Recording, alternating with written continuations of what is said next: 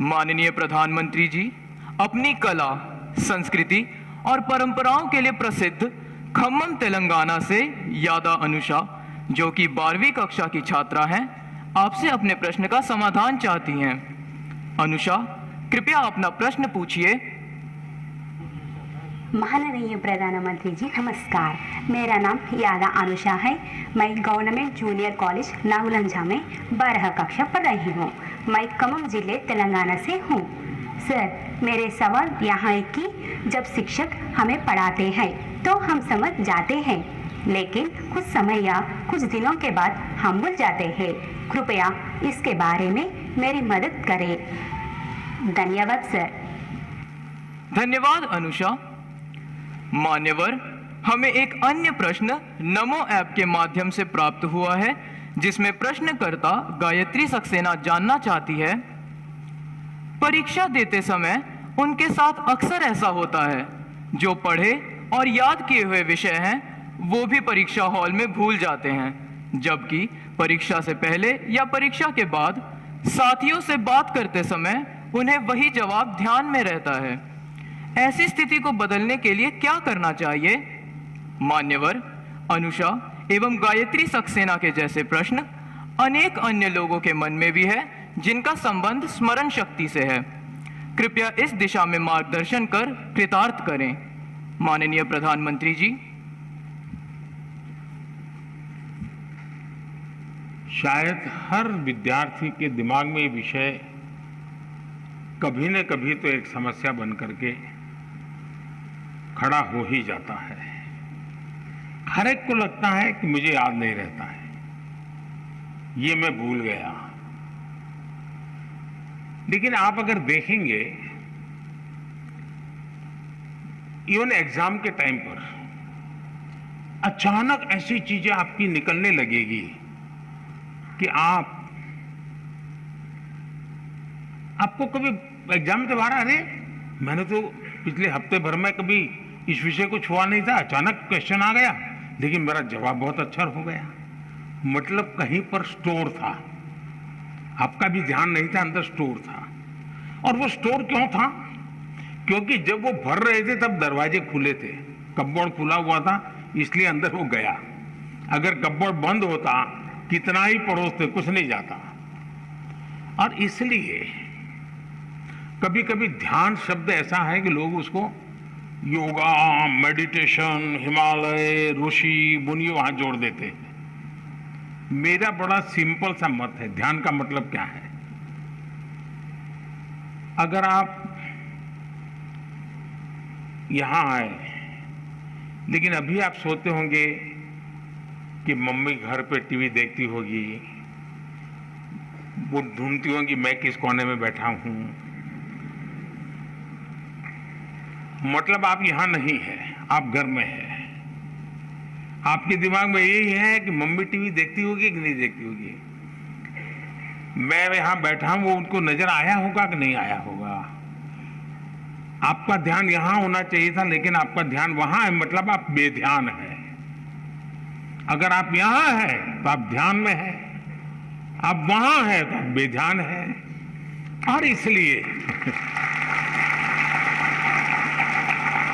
ध्यान को इतनी सरलता से जीवन में स्वीकार कीजिए, आप इतनी सरलता से स्वीकार कीजिए। ये कोई बहुत बड़ा साइंस है और कोई बहुत बड़ा नाक पकड़ करके हिमालय में जाके बैठना पड़ता है, ऐसा नहीं है जी।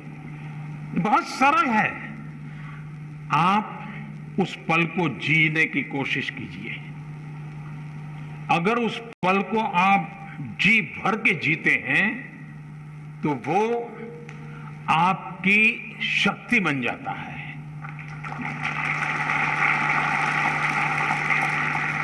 बहुत से लोग आपने देखे होंगे, सुबह चाय पीते रहते होंगे, अखबार पढ़ते होंगे, परिवार के लोग कहते हैं अरे पानी गर्म हो गया, चलो जल्दी नहाने के लिए चलो।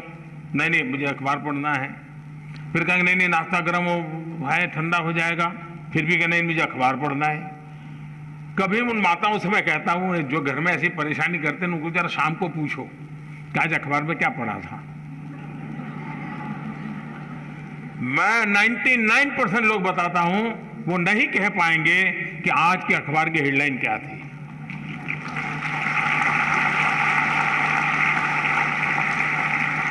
क्यों? वो न जागरूक है, न वो उस पल को जी रहा है। वो आदतन पन्ने घुमा रहा है, आंखें देख रही हैं, चीजें पढ़ी जा रही हैं, कुछ भी रजिस्टर नहीं हो रहा है। और अगर रजिस्टर नहीं हो रहा है तो मेमोरी चिप में जाता नहीं है। और इसलिए आपके लिए पहली आवश्यकता यह है, आप जो भी करें उससे उस वर्तमान को, और मेरा अभी भी मत है कि परमात्मा की इस सृष्टि को सबसे बड़ी कोई सौगात है। अगर मुझे कोई पूछेगा तो मैं कहूंगा वो सौगात वर्तमान है। जो इस वर्तमान को जान पाता है, जो इस वर्तमान को जी पाता है, जो इस वर्तमान को आत्मसात कर पाता है, उसके लिए भविष्य के लिए कभी भी क्वेश्चन मार्क नहीं होता है।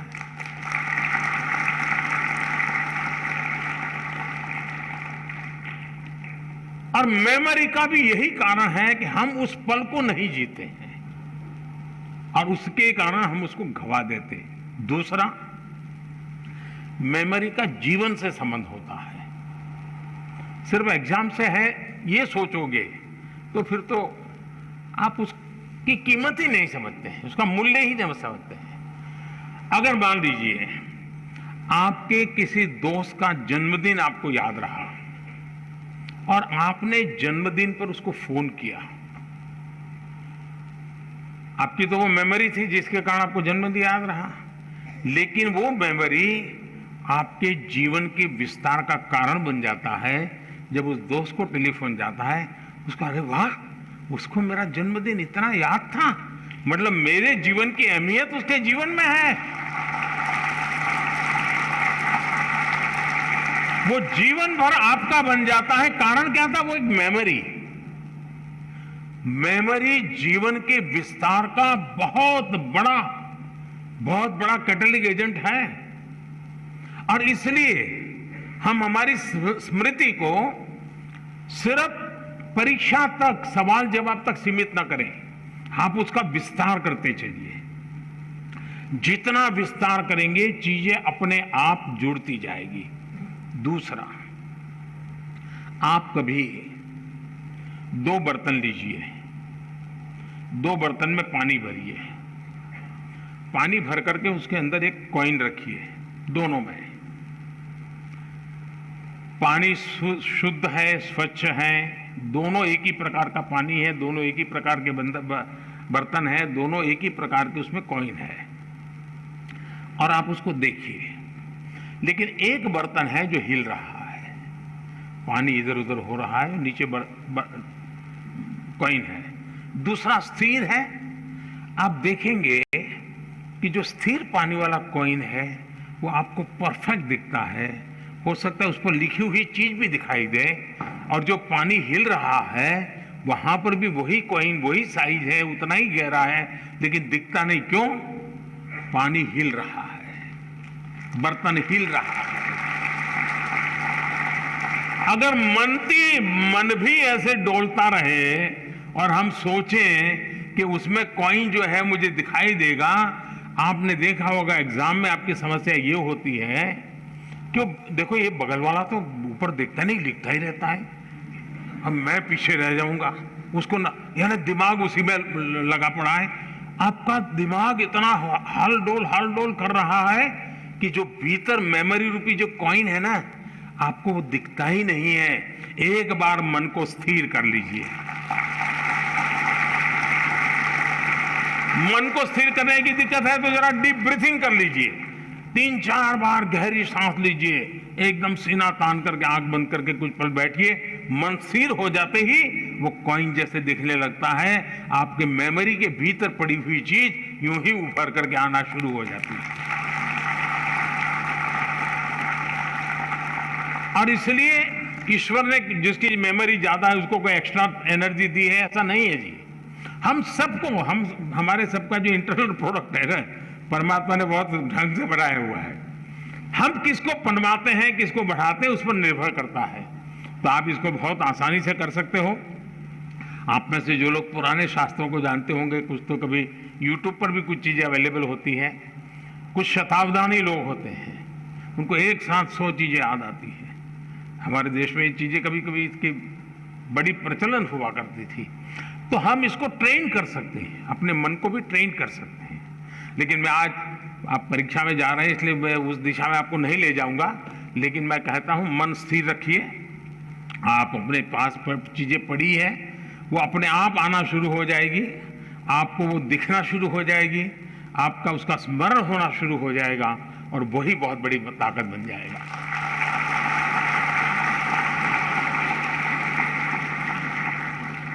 माननीय प्रधानमंत्री जी, आपने जिस स्नेहपूर्ण सरलता से हमें ध्यान की विधि सिखाई, निश्चय ही मेरी तरह सबका मन खिल उठा है। धन्यवाद महोदय।